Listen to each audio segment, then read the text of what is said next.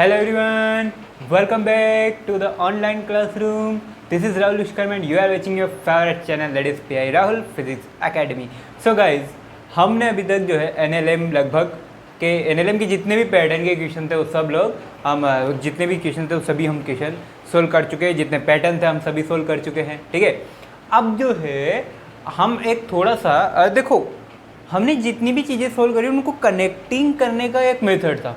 पहले हमने direct contact में लाए, फिर हम स्ट्रिंग की हेल्प से उन्हें कनेक्ट किया। और क्या हो सकता था, फिर स्ट्रिंग की जगह सर वायर ले सकते थे ना। अरे तो भाई मास एक तो मासलेस स्ट्रिंग ली और एक मास वाली स्ट्रिंग ली, तो जो मास वाली स्ट्रिंग है वो बिल्कुल वायर की तरह बिहेव करेगी। और क्या कनेक्टिविटी हो सकती है, एक कनेक्टिविटी और हो सकती है स्प्रिंग। अगर आप स्प्रिंग से भी किसी भी ऑब्जेक्ट को कनेक्ट करो तो वो भी तो एनएलएम शो करेगी। तो आज के लेक्चर में हम यही पढ़ेंगे स्प्रिंग फोर्स या स्प्रिंग सिस्टम के बारे में। So welcome back again in the lecture number 14 that is spring system. तो बिना किसी बकवास के स्टार्ट करते हैं स्प्रिंग सिस्टम को। बच्चों लेक्चर थोड़ा बड़ा जाएगा तो पानी वानी पी के आएँ, और ठीक है जितने भी बाबू अपनी शोना के साथ लगे हुए हैं छोड़ दें और 2 मिनट इधर ध्यान से देखेंगे।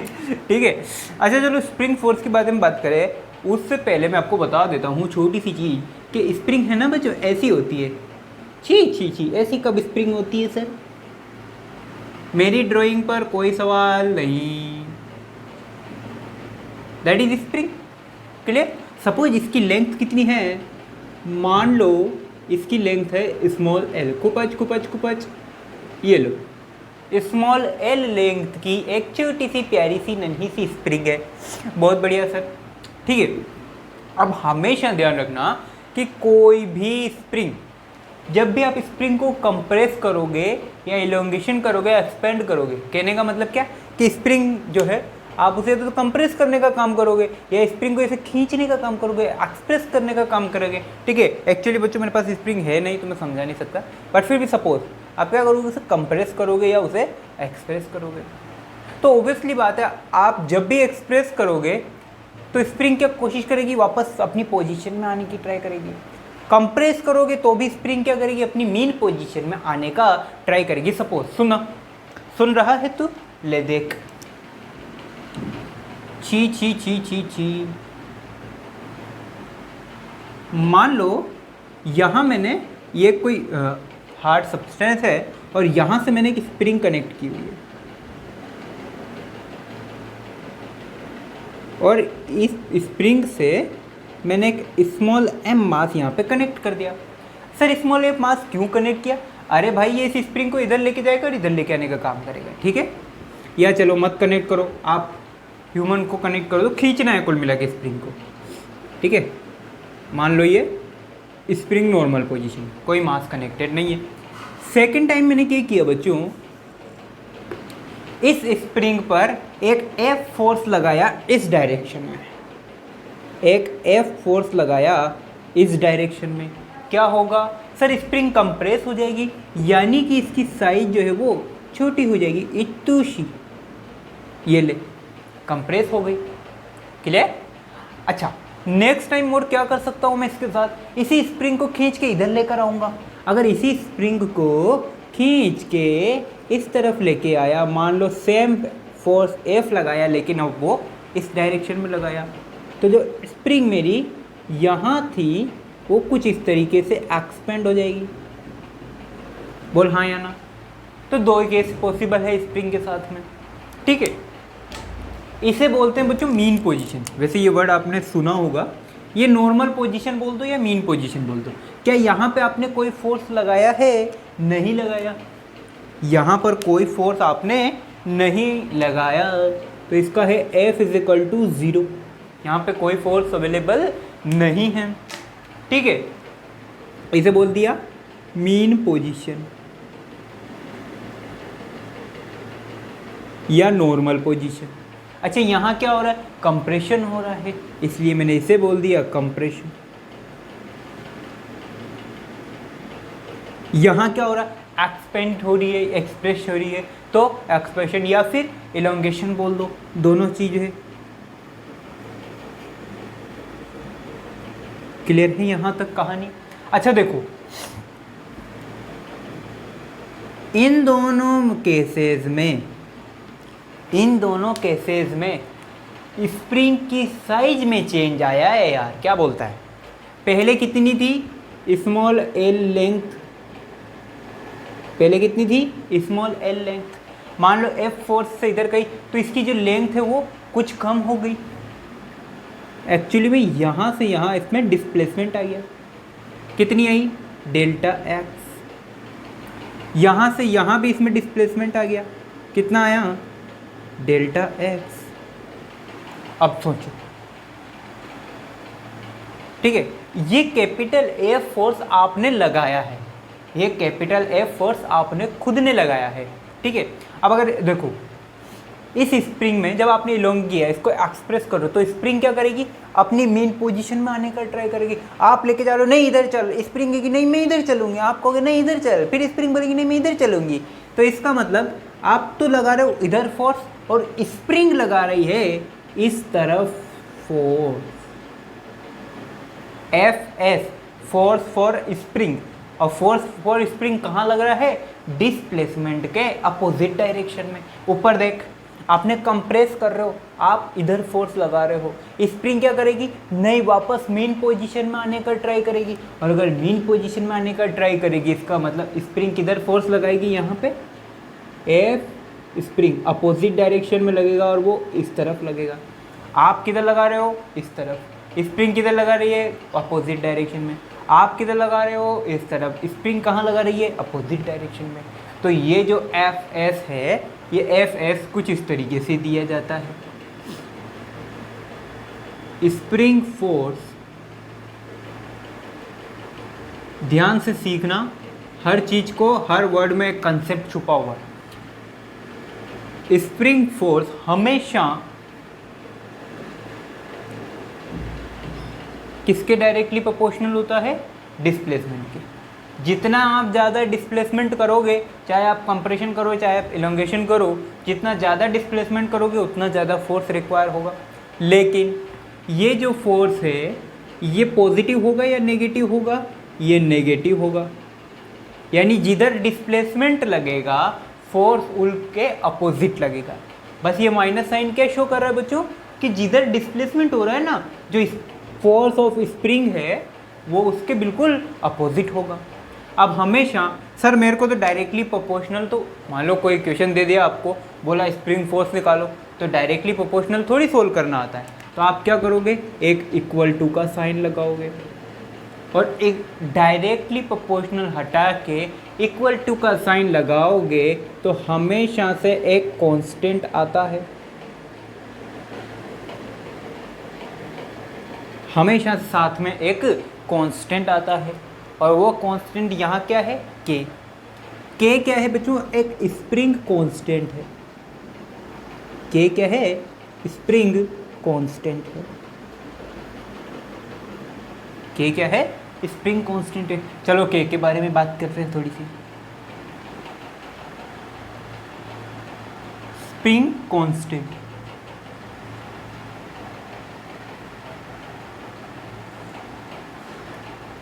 के, ठीक है। अब स्प्रिंग कांस्टेंट के बारे में थोड़ी सी चर्चा की जाए। अब हर स्प्रिंग का स्प्रिंग कांस्टेंट, ये कैपिटल के है, हर स्प्रिंग का स्प्रिंग कांस्टेंट हमेशा फिक्स होता है, ध्यान रखना, ठीक है। और भाई क्यों फिक्स होता है यार, एक कांस्टेंट क्वांटिटी है ये क्या है, एक कांस्टेंट क्वांटिटी है। तो spring constant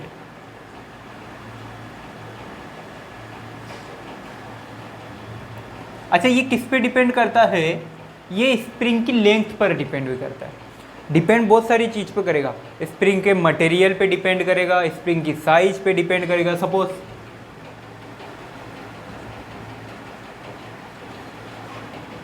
on spring constant depends on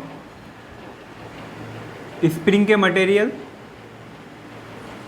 ठीक है,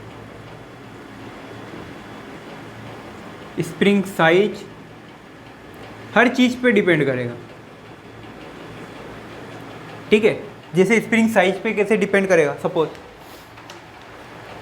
एक स्प्रिंग मैंने बनाई बच्चों, ये छोटी सी प्यारी सी नन्ही सी स्प्रिंग बनाई, ठीक है। और एक स्प्रिंग बिल्कुल मैंने डाई हार्ड बड़ी स्प्रिंग बनाई, सपोज देखो आप इसे ऐसे ऑब्जर्व कर सकते हो, ये थोड़ी सी मेरे को अब थिकनेस ज़्यादा बढ़ा दी मैंने इसकी, ठीक है। ये मोटी स्प्रिंग है और एक पतली स्प्रिंग है, एक मोटी स्प्रिंग है और एक पतली स्प्रिंग है। तो देखो दोनों के कांस्टेंट अलग अलग होंगे, दोनों के जो स्प्रिंग कांस्टेंट है वो अलग अलग होंगे। इसका K1 होगा और इसका K2 होगा। आपको देखते ही पता लग रहा होगा कि ये K2 is greater than K1 होगा, K2 is greater than K1 होगा। क्यों? अरे भाई ये छोटी सी स्प्रिंग है, ये बड़ी सी स्प्रिंग है। सपोज करो आपके पेन की स्प्रिंग, जो टिक टिक करने वाले पेन होते हैं ना, जो बचपन में आप टिक टिक करके खेलते रहते हो, वो वाला है ना। तो उस वो वाली स्प्रिंग, और एक बाइक के शोकर जो होते हैं वो भी स्प्रिंग है। तो बाइक के शोकर का देखो और उस छोटी सी स्प्रिंग को देखो, दोनों कंपेयर करो, बताओ किसका कांस्टेंट ज़्यादा होगा? शोकर का कांस्टेंट ज़्यादा होगा, जबकि पेन की स्प्रिंग का कांस्टेंट कम होगा। वही सारी चीज़ें। अब सबसे इंपॉर्टेंट रिजल्ट में लिखने जा रहा हूँ, वो हमारे काम आएगा। स्प्रिंग कांस्टेंट डिस्टेंस पर, सॉरी स्प्रिंग की लेंथ पर भी डिपेंड करता है। किस पे?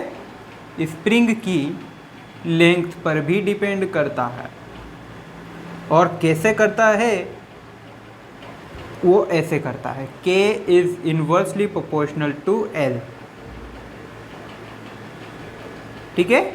दोनों एक दूसरे के इनवर्सली प्रोपोर्शनल। जिसकी लेंथ ज़्यादा उसका स्प्रिंग कांस्टेंट कम, और जिसका लेंथ कम उसका स्प्रिंग कांस्टेंट ज़्यादा, ठीक है। बट कब? जब आपकी स्प्रिंग दोनों साइज में, मटेरियल में सेम होनी चाहिए, बस लेंथ वाइज अलग अलग हो। लाकि अब सपोज करो, ऐसे क्वेश्चन आपके सामने बहुत आएंगे। एक एग्जांपल लेके मैं समझाता हूँ, समझने का ट्राई करना। ऐसे क्वेश्चन नीट में कभी कभी पूछ लेता है वो, ठीक है। मान लो ये एक स्प्रिंग है L लेंथ की, क्लियर, और इसका स्प्रिंग कांस्टेंट है K। अब मैंने क्या किया, इस स्प्रिंग को दो पार्ट्स में ब्रेक कर दिया बच्चों। इस स्प्रिंग को दो पार्ट्स में ब्रेक कर देता हूं,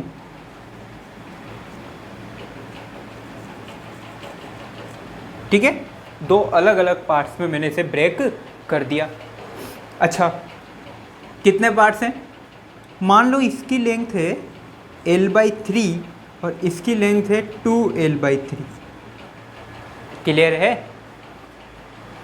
इसकी लेंथ है L/3 और इसकी लेंथ है 2L/3, या ऐसे ले लेते हैं, चलो हार्ड नहीं देते, सिंपल कर देते हैं। एक कर दो L/2 और ये भी कर देता हूँ L/2, ठीक है। अब मैंने पूछा कि इन दोनों स्प्रिंग कांस्टेंट का, सॉरी इन दोनों स्प्रिंग का स्प्रिंग कांस्टेंट निकालो। एक कर दिया L/2, एक कर दिया L/2, मतलब इस स्प्रिंग को बीच में से ब्रेक कर दिया है। एक इधर रह गई L/2 और इधर रह गई L/2। इसका स्प्रिंग कांस्टेंट K1 और इसका स्प्रिंग कांस्टेंट K2। बताओ कैसे सोल्व करेंगे? Simple, K is inversely proportional to L, और ये दोनों का रेशियो क्या है? 1/2 1/2, ठीक है। 1/2 1/2, तो इसका हो जाएगा K1 2K और ये भी हो जाएगा 2K। अगर लेंथ आधी हो गई तो स्प्रिंग कांस्टेंट क्या हो गया? डबल हो गया, ठीक है। लेंथ आधी हो गई तो स्प्रिंग कांस्टेंट क्या हो जाएगा? डबल हो जाएगा। लेंथ 1/3 होती तो स्प्रिंग कांस्टेंट 3K हो जाता।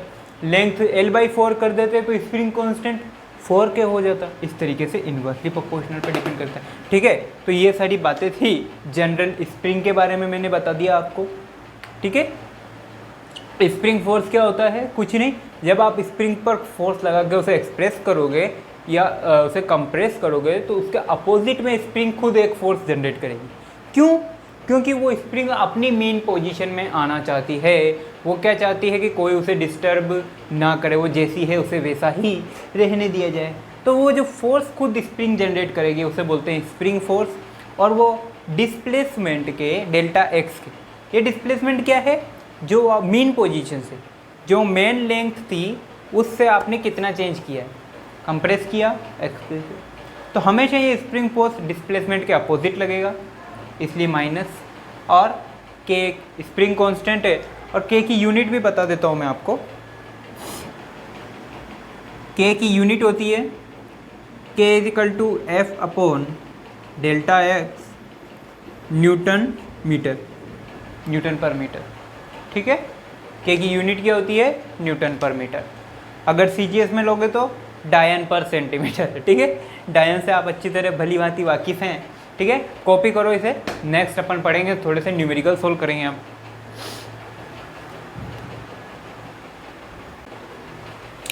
ओके बच्चों, तो नया न्यूमेरिकल लेकर आया हूँ।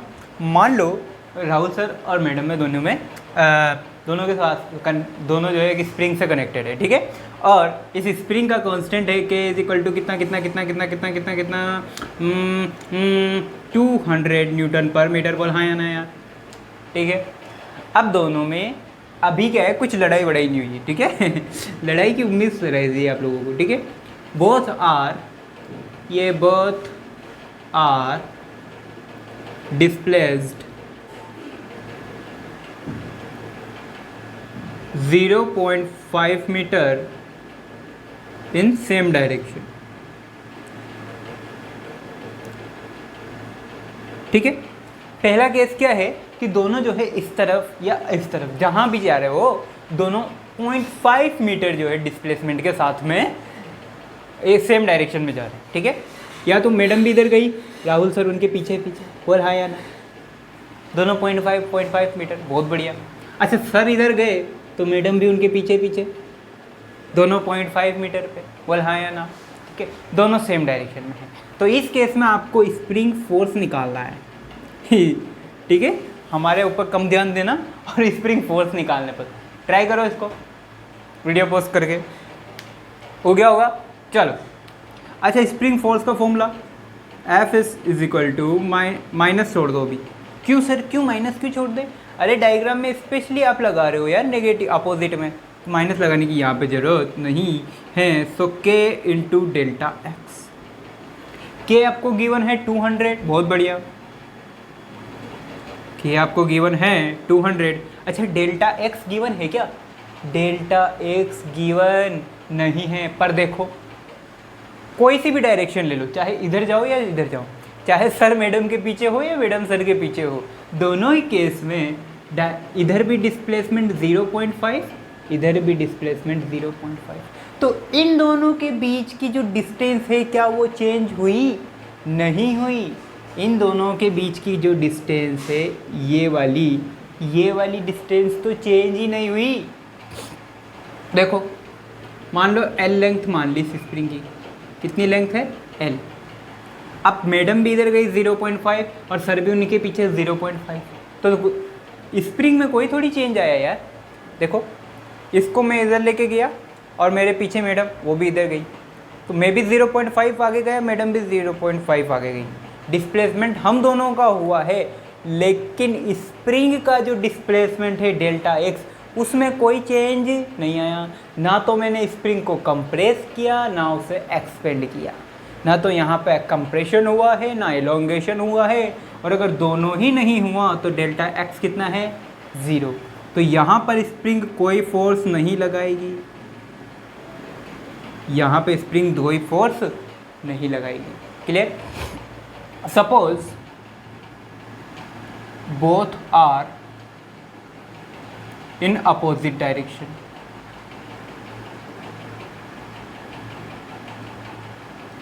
Both are in opposite direction. मान लो सर और मैडम में हुई लड़ाई, ठीक है, सर और मैडम में हो गई भारी भरकम लड़ाई। सर बोले मैं तुझसे बात नहीं करूँगा, मैं इधर चला, 0.5 सिर्फ चला, ठीक है। मैडम बोले हम भी आपसे बात नहीं करेंगी, हम भी आपसे बात नहीं करेंगे, और मैडम भी चली गई 0.5 मीटर इधर। तो अब जो स्प्रिंग है उसमें क्या हो गया? एक्सपेंशन हो गया। देखो, दोनों अपोजिट में है, सर इधर चले मैडम इधर चले, ठीक है। अब देखो, स्प्रिंग भी 0.5 मीटर इधर चली और इधर भी 0.5 मीटर चली, थोड़ी सर की तरफ थोड़ी मैडम की तरफ। तो स्प्रिंग में क्या हो गया? एक्सपेंशन हो गया। और कितना हो गया? 0.5 तो इधर और 0.5 ही इधर। तो जो दोनों में डेल्टा एक्स आया वो कितना आया? 0.5 प्लस 0.5 बोले तो 1 मीटर का। तो दोनों में जो एक्सपेंशन हुआ वो कितना हुआ? 1 मीटर का। अच्छा मान लो उसने क्या बोला है, अपोजिट डायरेक्शन में, तो ये दोनों भी अपोजिट हुए। मान लो सर और मैडम में, हाँ तुम लोग मुझे पता है कि हमारे में लड़ाई का ही फ़ायदा देखते हो, ठीक है। मान लो लड़ाई नहीं हुई, दोनों में करीबियाँ बढ़ गई, ठीक है। मान लो लड़ाई नहीं हुई, दोनों में करीबियाँ बढ़ गई। 0.5 मीटर सर थोड़ा इधर चले मैडम को मनाने के लिए, और 0.5 मीटर मैडम इधर चली सर को मनाने के लिए। देखो दोनों अपोजिट डायरेक्शन में है यार, क्या बोलता है। अब क्या होगा, स्प्रिंग कंप्रेस हो जाएगी। स्प्रिंग 0.5 थोड़ा सर की तरफ से, स्प्रिंग 0.5 थोड़ा मैडम की तरफ से। अब भी कंप्रेशन हुआ, अब भी डिस्प्लेसमेंट आएगा, कितना आएगा वापस से 1 मीटर। तो अपोजिट डायरेक्शन में चाहे एक दूसरे से दूर जाएं, चाहे एक दूसरे से प्यार एक दूसरे के पास आएँ, प्यार बना रहेगा। स्प्रिंग में जो डिस्प्लेसमेंट है वो कितना रहेगा, कांस्टेंट 1 मीटर।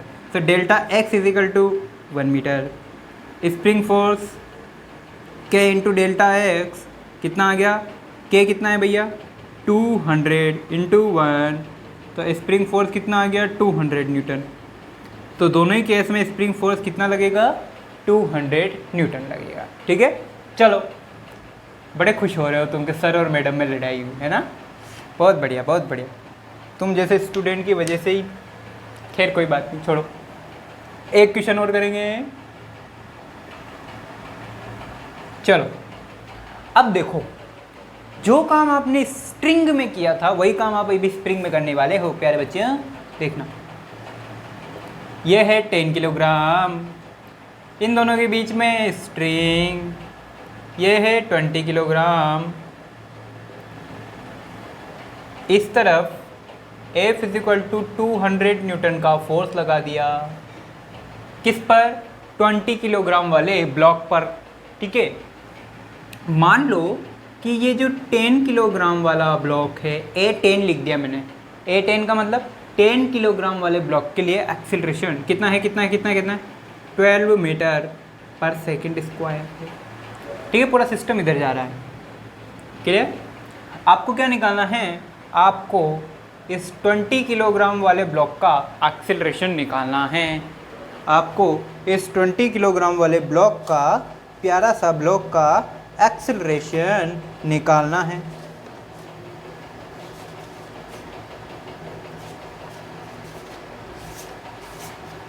सोल्व करो वीडियो पॉज करके।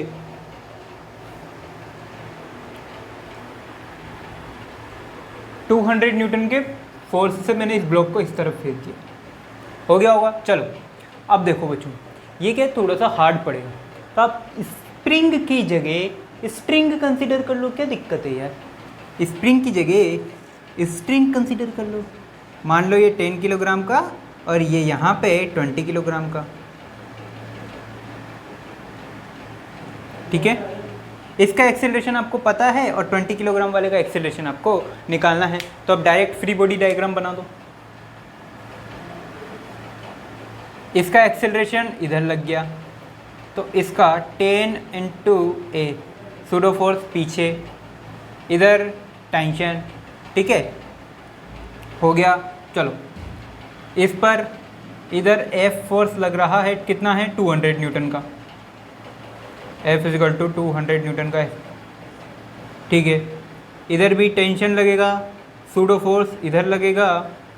10 किलोग्राम वाले के लिए tension is equal to 10A। 20 kilogram वाले के लिए force is equal to tension plus 20A। भूल जाओ स्प्रिंग है, भूल जाओ। सपोज करो स्प्रिंग नहीं है, स्प्रिंग की जगह की रस्सी लगा लो, स्ट्रिंग सपोज कर लो, ठीक है। अच्छा इसका एक्सेलरेशन मेरे को दिया हुआ है 10 इंटू 12, कितना हो गया 120। दिखाई दे रहा है क्या 120 दिखाई दे रहा है साहब, ठीक है। ये मुझे दिया हुआ है F कितना है 200, T की वैल्यू 120 आ गई। 20A मुझे निकालना है, कितना हो गया 80 इज इक्वल टू 20 इंटू ए।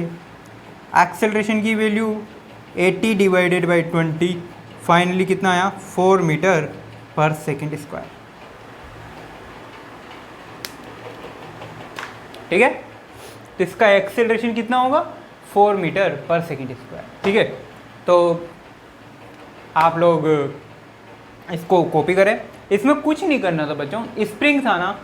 अब देखो इन केस में पूरा स्प्रिंग फोर्स सेम होगा। जैसे आपने स्ट्रिंग में इन दोनों के बीच में स्ट्रिंग थी तो हर जगह टेंशन सेम था, उसी तरह हर जगह स्प्रिंग फोर्स भी क्या होगा, सेम होगा। अगर आपको प्रॉब्लम नहीं है तो स्प्रिंग फोर्स का एज्यूम कर सकते हो, नो प्रॉब्लम। अगर स्प्रिंग लेके सोल्व करने में दिक्कत आ रही है तो आप वहाँ स्ट्रिंग लगा दो और जैसा सोल्व करना आता है वैसे सोल्व करो, ठीक है। और कोई दिक्कत वाली बात है ही नहीं, ठीक है, ओके। तो यहाँ तक आप कॉपी करो और अब थोड़ा सा आगे बढ़ते हैं, पुली सिस्टम पर आते हैं। तो सोल्व करो और सर और मैडम की लड़ाई का मजा लो।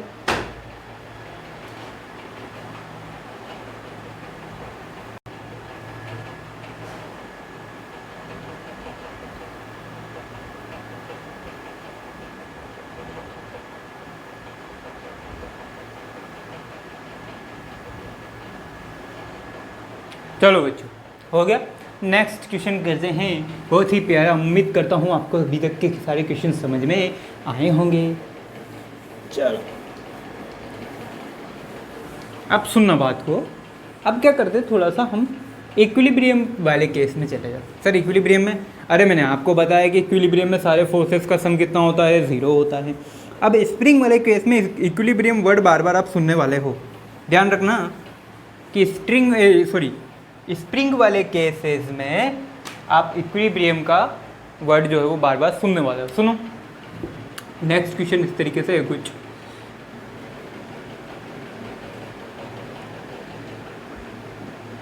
मान लो ये स्प्रिंग है, मानना क्या है सर, वो स्प्रिंग ही है, ठीक है। ये तो नॉर्मल केस हो गया। अब इक्विलिब्रियम में क्या होगा बच्चों कि ऑब्वियसली बात है, आप स्प्रिंग से किसी भी चीज़ को हैंग करो तो स्प्रिंग क्या करेगी, अपनी नॉर्मल साइज से एक्सपेंड होने का काम करेगी। भाई आप किसी भी चीज़ में स्प्रिंग से इस तरीके से किसी भी मास को हैंग करो तो स्प्रिंग क्या होगी, ऑटोमेटिकली एक्सपेंशन का काम करेगी, एक्सपेंड होगी, ठीक है। तो मान लो कि स्प्रिंग जो है वो कुछ इस तरीके से एक्सपेंड हो गई, कितना, इतना एक्सपेंड हो गई, इतना एक्सपेंड हो गई, ठीक है। सपोज ये डेल्टा एक्स जो है वो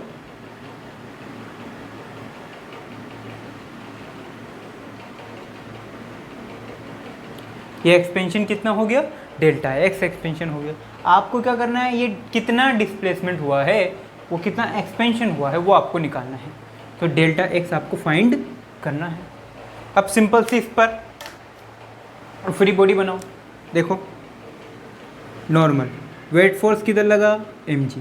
क्या यहाँ पे सूडो फोर्स लगेगा, नहीं लगेगा। क्यों, क्योंकि यहाँ पे मोशन थोड़ी हो रही है। ये तो स्प्रिंग की प्रॉपर्टी थी कि उससे किसी भी मास को हैंग करोगे तो स्प्रिंग क्या हो जाएगी, स्ट्रेच हो जाएगी। वही वाला काम है यहाँ पे, ठीक है। तो mg तो वेट फोर्स तो लग गया नीचे और ऊपर लग गया आपके स्प्रिंग फोर्स Fs, ठीक है।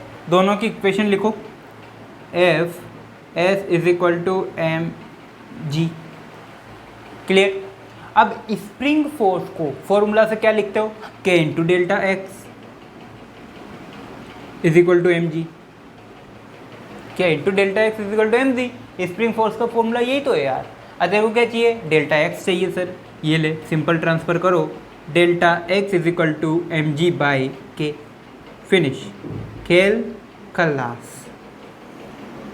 Delta x is equal to M G by K, ये वो डिस्प्लेसमेंट है जो स्प्रिंग से मास लटकाने पर क्या हो गया, वो स्प्रिंग कितना एक्सपेंड हुई, इतना एक्सपेंड हुई। इसे बोलते हैं इक्विलिब्रियम का केस, इक्विलिब्रियम का केस, ठीक है। तो इक्विलिब्रियम में क्या होगा, स्प्रिंग थोड़ा सा स्ट्रेच हो जाएगी, ठीक है। इसी तरीके से एक केस और लेते हैं बच्चों।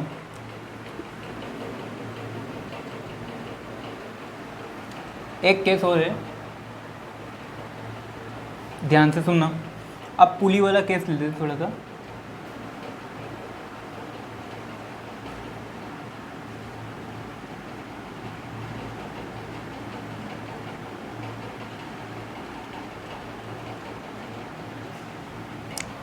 ठीक है, मान लो मैं इसे ले लेता हूँ 2m और इधर लगा देता हूँ, एक स्प्रिंग कनेक्ट कर देता हूँ इधर।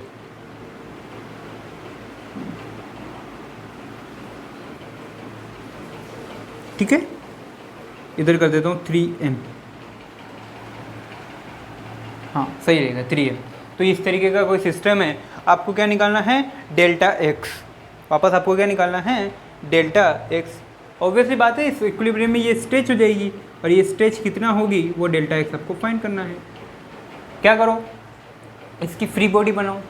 इसकी फ्री बॉडी बनाने के लिए ऑब्वियसली बात है, ये 3m है और ये 2m है, तो सिस्टम कैसे मोशन करेगा, ऐसे मोशन करेगा। सिस्टम कैसे मोशन करेगा, एंटी क्लॉकवाइज मोशन करेगा। तो ये वाला मास तो जाएगा ए एक्सेलरेशन से ऊपर की तरफ। सारा काम वही है, देखो ए ऊपर है, 2mg नीचे लगेगा, वेट फोर्स नीचे लगेगा, सूडो फोर्स 2m ए वो भी नीचे लगेगा, ऊपर क्या लगेगा, टेंशन लगेगा। ठीक है साहब, इसके लिए टेंशन की इक्वेशन लिखो, 2mg प्लस 2ma। आपको ना तो टेंशन पता है ना एक्सेलरेशन पता है। ये क्या है, स्प्रिंग है। अब सुनो, अगर यहाँ पे स्प्रिंग आपको प्रॉब्लम कर रही है तो स्प्रिंग को रिमूव करके आप क्या कंसीडर कर सकते हो, स्ट्रिंग। अब देखो मैं बता रहा हूँ वो वाली बात, होठ पे तेरी बात में दबा के चली आई, स्प्रिंग को तू ले ले स्ट्रिंग मेरे भाई। वाह वाह वाह। ठीक है, देखो यहाँ जो स्प्रिंग थी ना, उस स्प्रिंग को मैंने किस में कंसीडर कर लिया, स्ट्रिंग में कंसीडर कर लिया। अब ये पूरा सिस्टम ए एक्सेलरेशन से ऐसे जा रहा है। ठीक है, इसका वेट फोर्स नीचे लगता है, इसका अब ये वाला ब्लॉक ए एक्सेलरेशन से नीचे आएगा तो उसका सूडो फोर्स ऊपर लगेगा, इसका टेंशन ऊपर लगेगा। ये पूरा टेंशन सेम है क्या, बिल्कुल सर सेम है। इधर भी 2ma नीचे, 2mg नीचे। इसके लिए टेंशन की इक्वेशन लिखो, T is equal to 3mg minus 3ma। 3m वाले के लिए टेंशन की स्ट्रिंग ये, 2m वाले के लिए ये, दोनों को सोल्व करो तो एक्सेलरेशन की वैल्यू मिलेगी। सब कुछ सोल्व करना मैं सिखा चुका हूँ आपको। अच्छा कितनी है, 2mg plus 2ma is equal to 3mg minus 3ma। यहाँ से सोल्व करो, 5ma mg okay, a is equal to g upon 5। Acceleration कितना आया, g अपॉन 5। ये वैल्यू रख दो यहाँ पे, यहाँ से टेंशन निकल जाएगी। T is equal to 2mg plus 2mg upon 5। कितना हो गया, 10 दोबारा 12mg बाई 5। ये हो गया टेंशन और ये हो गया एक्सेलरेशन। ये तो हो गया टेंशन और ये हो गया एक्सेलरेशन। अब देखो यहाँ जो टेंशन है और यहाँ जो स्प्रिंग फोर्स है, जो स्प्रिंग फोर्स है वही क्या है, टेंशन है। क्योंकि यार देख, दोनों एक ही साथ में कनेक्टेड है। देखो यहाँ भी टेंशन वही होगा, यहाँ भी टेंशन वही होगा, यहाँ भी टेंशन वही होगा, लेकिन यहाँ पे क्या आ गई, स्प्रिंग आ गई। तो जो ये टेंशन है वो किस में कन्वर्ट हो जाएगा, स्प्रिंग फोर्स में कन्वर्ट हो जाएगा। यानी F S P is equal to tension force हो जाएगा। जो स्प्रिंग फोर्स है वो किसके इक्वल हो जाएगा, F S is equal to tension के इक्वल हो जाएगा। और अगर टेंशन के इक्वल हो जाएगा तो कुछ नहीं है, वैल्यू पुट करो, k into delta x, 12mg upon 5 tension की वैल्यू निकाली है। ठीक है, तो डेल्टा एक्स की वैल्यू कितनी आ जाएगी, 12mg अपॉन 5 के। ये वो डिस्प्लेसमेंट है जो आपकी स्प्रिंग फॉलो करेगी। खत्म। ठीक है,